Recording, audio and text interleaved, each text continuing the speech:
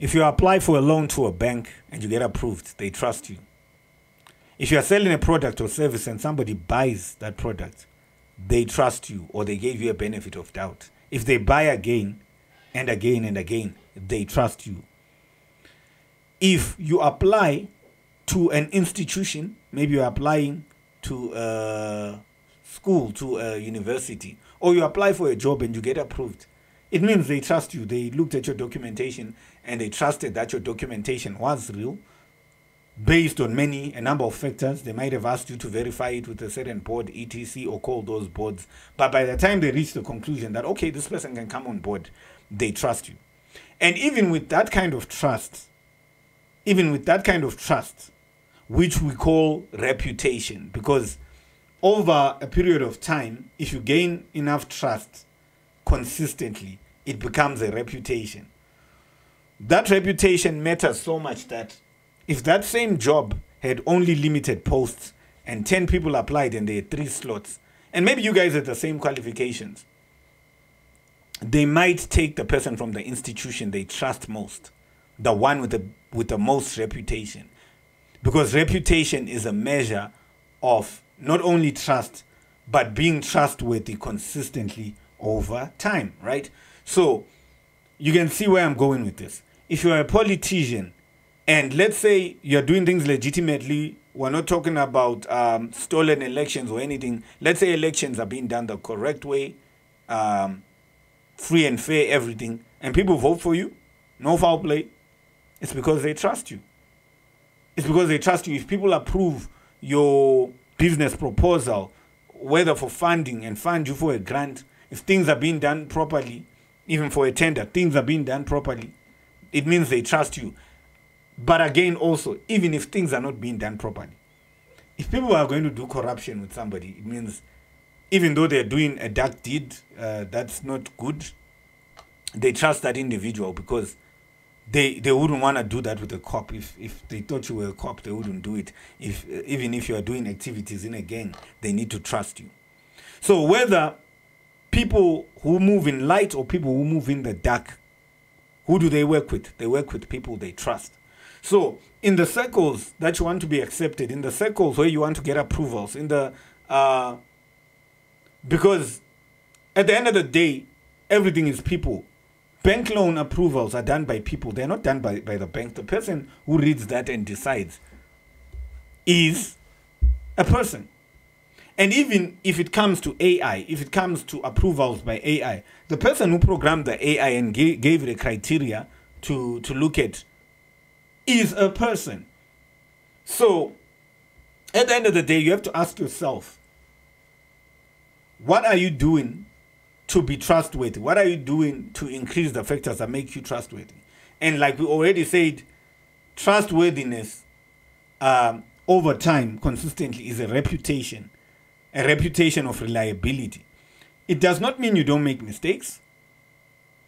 Coca-Cola, I'm sure sometimes some bottles are delivered broken, maybe once in a while, but it must not be most of the time.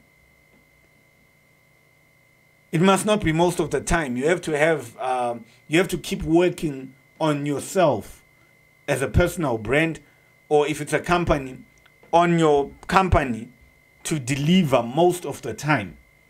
So that even if there are some complaints, even the person who complains, let's suppose most of the time I've bought a certain thing, it works most of the time, and then if I go to a shop and it doesn't work my way, yet I've been using that thing for 5 years, it's just that day. It's not like I'm going to say, oh, this company is no longer producing it properly. It's just once. It's just once off, right? So in order to build trust, you have to build reliability. And reliability also comes from honesty. Be honest about what you're capable of. Know what you're capable of. Do not have, what do they call it? The Dunning-Kruger effect. There are many people that I know. There are some people that can accept something that I know and they know that they cannot do. Maybe they are planning to hire somebody else to do it for them. Yeah, I can do it. Can you do a website? Like, can you make an app? Yeah, I can make an app. No. Or even if they can make apps, what kind of apps can they make? What's their limitation? So some people feel like, oh, money is going away, like I'm not going to be able to get this money. But sometimes what actually boosts your reputation is to tell the truth and say, I do make apps, but I only make this kind of apps. If you're looking for this kind of upwards, no, I can't do it. I'd love to learn. I'm still learning, perhaps. When I'm ready, when I'm confident to sell that to people, well, I could do it. And you're honest with people up front. That's what creates trust. When you're honest about what your product is, not lying what it is, and then showing another thing. Right? Having integrity. Right? It's what causes trust. Again, even on the dark side of things, let's say it was a gang. What if somebody were just honest that, no, me in this gang, I'm not going to be able to do these activities and that activity. That means the gang member, the whatever, the kingpins would know that, okay, this guy maybe, yeah, he does our technology. Maybe this guy, he does our hacking for us and whatever. He's just a nerd or whatever. Let him do that. They won't put that person in a situation where that person has to shoot people or whatever and the FBI or the CIA is coming at him because he's not on that type of time. He's going to snitch. He's going to crack. You get what I'm saying? So at any given time, if you want to build your trust, and why should you build your trust? I already said in the first place, trust is your currency. Trust is wealth. That's what gets you approved in places. Even money, the paper currency that we use as money, it's based on trust. You have to trust. We decided on certain symbols and papers and notes and say this. If somebody comes with this, then they deserve to take that bread on the shelf. Don't worry, nothing will happen. If you take that to the bank, we won't refuse it. So it's based on mutual trust of the whole country or mutual trust of the whole world. And other currencies are bigger or higher ranked than other currencies based on the trust that they have. It's also a measure of trust. That's why another currency can be, nobody wants it. As soon as they get it, they're trying to use it to buy the more trustworthy currency. And another currency, everybody wants that currency. Even if we're dealing with paper money, crypto, whatever, any form of thing. So, at the end of the day, one of the most major things in life is trust. And you have to, for the things that you value, make sure that you're being trustworthy, even with the smallest things. Because people want to make sure that you're trustworthy with the smallest things. Again, the first example I gave was of a bank loan. Even when a bank trusts you enough to say, okay, we can grant this person a loan, they're not going to start by giving you the same type of loan that they would have given Strive Masiwa. They want to see what you do with that small amount of that loan first. And will you pay it back? And are you reliable? And do you do what you said you did? And the more that you do that, they can increase how much you can borrow. Because like you've shown. So even if you get sent by someone for something, bring the change. Just bring the change. Do the stuff that you're supposed to do. Be honest. If you've got a shop and somebody's forgetting their change, call them back and say, you forgot your change. You forgot your change. Right? Or if somebody gives you too much more money than they thought they were giving you, inform them. Build that trust. Relationships, like we already know that trust and relationships, come on. That we can't stress enough. I'm not going to talk about that. I'm not a relationship expert kind of guy. Right?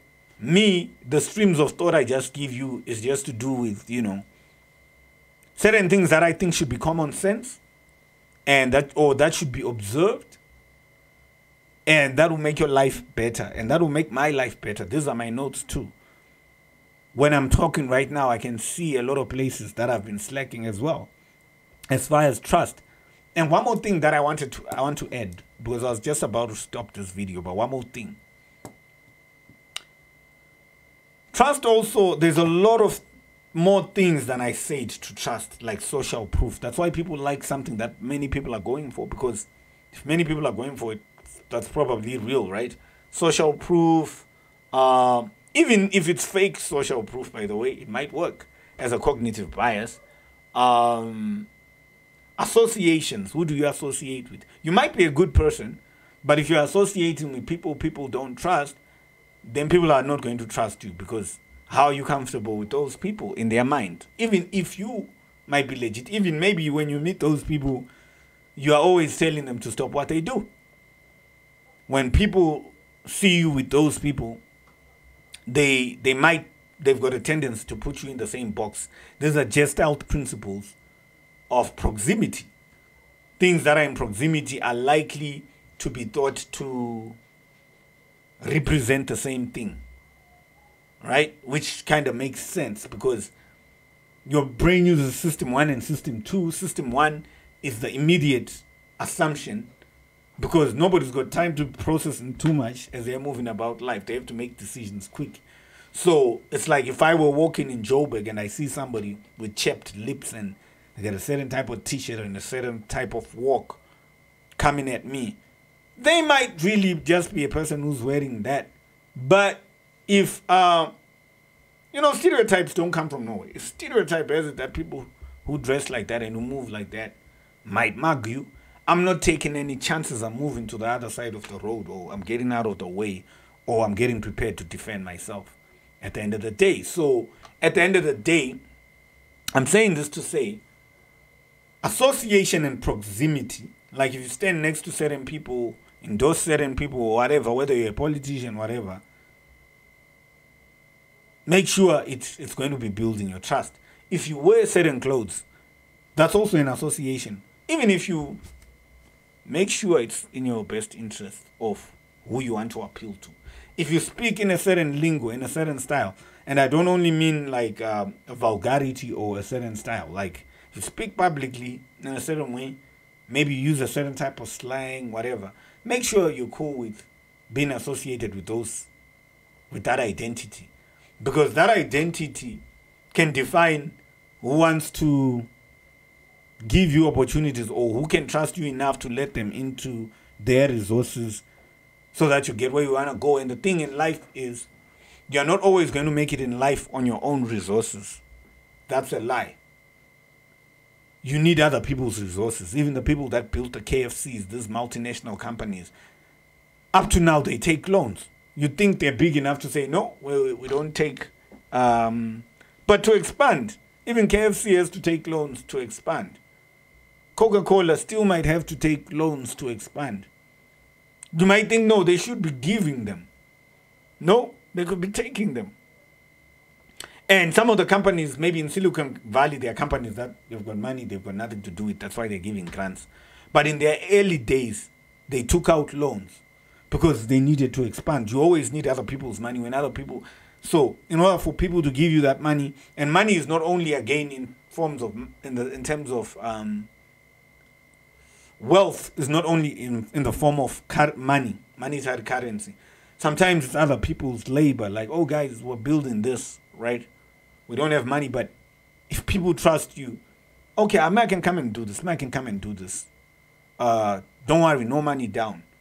We can build this together, but let's put in some frameworks of trust to say that when this thing succeeds, what are you going to do for me, for my energy, for my work, for my effort, for my knowledge, for my skill?